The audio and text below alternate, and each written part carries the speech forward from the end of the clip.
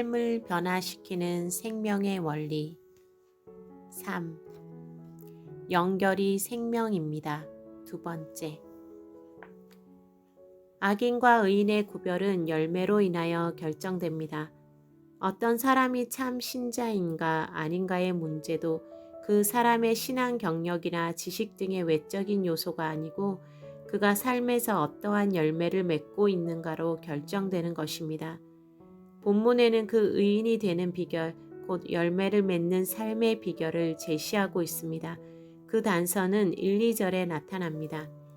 복 있는 사람은 악인의 꾀를 쫓지 아니하며 죄인의 길에 서지 아니하며 오만한 자의 자리에 앉지 아니하고 1절. 이것은 복 있는 사람의 삶에서 나타나는 한 특성이며 그들이 삶에서 맺는 열매의 한 부분입니다. 그렇다면 그러한 열매를 맺는 원리는 어떤 것일까요? 오직 여호와의 율법을 즐거워하여 그 율법을 주야로 묵상하는 자로다. 2절. 2절에서는 열매를 맺는 간단한 비결을 제시하고 있습니다. 그것은 하나님의 말씀을 기뻐하고 묵상하는 것입니다. 에이, 그 정도는 다 아는 것 아닌가? 말씀을 묵상하고 큐티를 하고 삶에 적용을 하고 이것은 어디서나 항상 배우는 것이 아닌가 하는 생각이 들지도 모릅니다. 그런데 그 다음 절에 재미있는 비유가 나옵니다. 저는 시냇가에 심은 나무가 시절을 쫓아 과실을 맺으며 그 잎사귀가 마르지 아니함 같으니 3절. 이것은 2절의 말씀을 묵상하는 삶에 대한 비유입니다. 즉 말씀을 묵상하고 즐거워하는 것을 시냇가에 심겨져 있는 나무의 상태로 비유하고 있는 것입니다.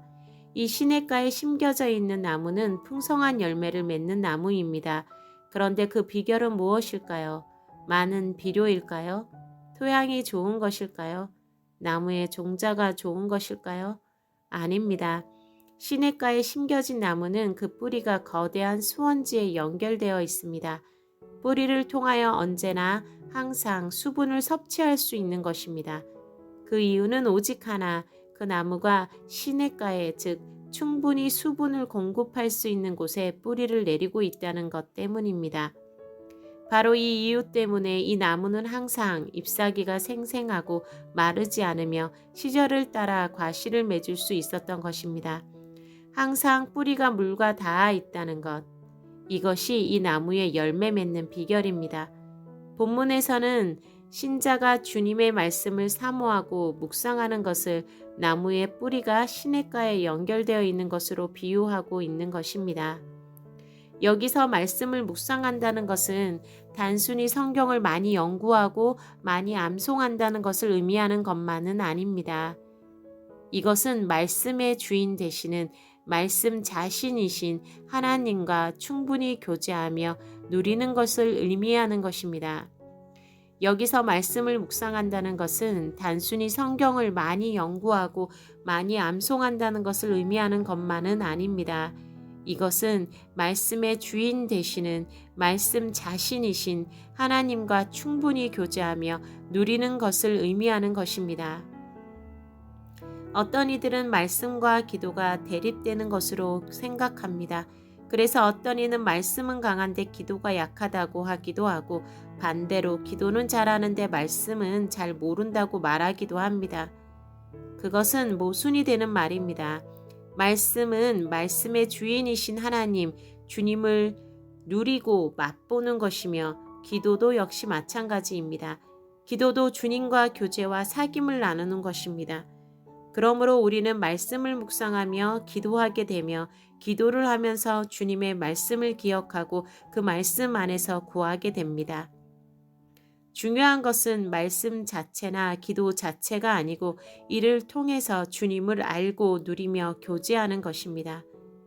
하나님을 누리는 것, 하나님과 교제하는 것, 하나님과 항상 연결되어 있는 것, 이것이 바로 열매를 맺는 유일한 비결이며 원리입니다.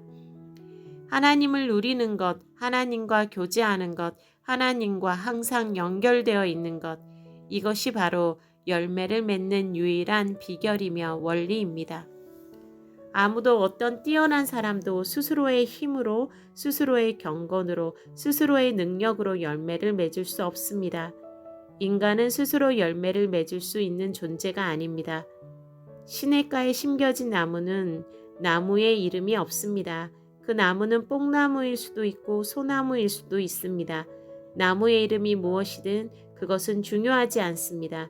굵은 나무든 가느다란 나무든 그것은 중요하지 않습니다. 아름다운 나무든 외모가 볼품이 없든 그것은 중요하지 않습니다. 오직 중요한 것은 그 나무가 시냇가에 심겨져 있는가 하는 것입니다. 신자도 마찬가지입니다. 그 사람은 개인적으로 뛰어난 사람일 수도 있습니다. 또한 부족한 사람일 수도 있습니다. 성질이 급한 사람일 수도 있습니다. 게으르거나 아니면 완벽주의적인 기질의 사람일 수도 있습니다. 그러나 그러한 모든 개인적인 특성과 상관없이 중요한 것은 그가 하나님과 연결되어 있으면, 시냇가에 심겨져 있기만 하다면 그는 그러한 연결을 통해서, 그 뿌리를 통해서 은혜의 기운을 받아들이게 된다는 것입니다. 그는 연결을 통하여 열매를 맺게 될 것입니다. 개인적인 열정이나 특성이나 노력이나 그러한 것들을 통한 것이 아니라 연결을 통해서 말입니다. 뿌리가 수원지와 연결되었다는 오직 한 가지 이유로 나무는 열매를 맺습니다. 그리고 신자는 오직 한 가지의 이유, 주님과 연결이 되었을 때, 주님을 붙들고 있을 때만이 열매를 맺습니다. 나무도 스스로 생명을 가질 수 없고 연결을 통해서 생명을 얻듯이, 사람도 스스로 생명을 유지할 수 없고 연결을 통해서만 생명을 유지하며 열매를 맺습니다. 세상에 무서운 흉년이 있어도, 가뭄이 있어도 거대한 수원지에 뿌리가 닿은 나무는 열매를 맺을 것입니다. 그는 끊어지지 않는 거대한 수원지에 연결되어 있기 때문입니다. 그와 같이 항상 주님과 연결되어 있는 신자는 어떤 환난과 시험 속에서도 여전히 열매를 맺게 될 것입니다. 그는 항상 은혜와 생명의 통로와 닿아 있기 때문입니다. 그런 의미에서 열매의 비결은 행위나 노력의 문제가 아니고 관계의 문제입니다. 바른 연결, 바른 관계가 있을 때 열매는 자연스럽게 나타나게 되는 것입니다. 열매의 유일한 비결은 연결입니다. 다만 시냇가에 연결이 된 나무가 과실을 맺는 것은 분명한 사실이지만, 그러나 항상 언제나 아무 때나 과실이 있는 것은 아닙니다. 본문은 말하기를 시절을 쫓아 과실을 맺으며 라고 말합니다. 그것은 과실이 열리는 때가 있다는 것입니다. 과실이 열리지 않은 시절에는 과실이 없을 것입니다. 황량한 바람이 부는 겨울의 때가 있습니다. 이때는 과실의 때가 아닙니다. 뜨거운 바람이 부는 여름이 있습니다. 이때도 과실의 때가 아닙니다. 이때는 조용히 인내하며 열매의 때를 기다려야 합니다. 하나님의 사람이라고 해서, 충만한 연결을 가지고 있다고 해서 고난과 환난의 시절이 없는 것은 아닙니다.